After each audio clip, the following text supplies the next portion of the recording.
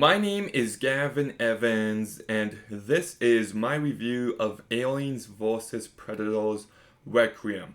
And this movie is despised by almost everyone.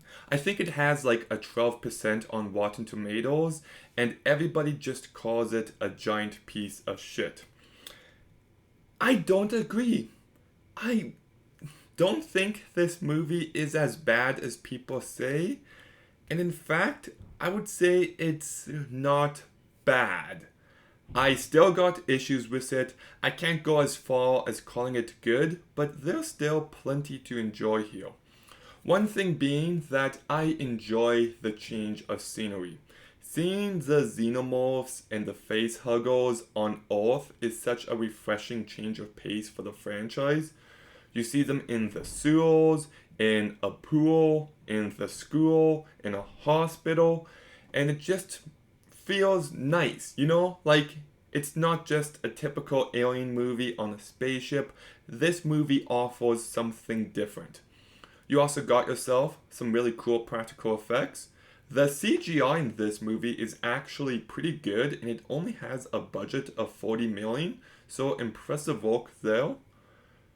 And the movie takes place in the rain and in the sewers, so I just like how wet this movie is. It makes it very cool visually. I also love.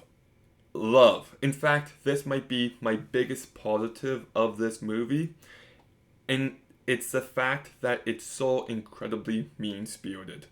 It might be a turn-off for some people, but I like the fact that this movie is willing to go there. Nobody is safe. Main characters you want to survive will probably die. Kids, pregnant women, they're not safe here. And the movie's just willing to go to those dark places. And because of that, some scenes really stand out. Especially one in the final act. I also love the fact that this movie leans into the character stereotypes, the cliches as much as possible. You got this loser who likes this one blonde girl, but she has a douchebag boyfriend, and all of that completely worked for me. You know, they're cliches for a reason, and I enjoyed what that added to this movie. In fact, I wish it got a bit more attention in the second half because I do feel like it kind of faded to the background. The movie also has some terrible cheesy dialogue.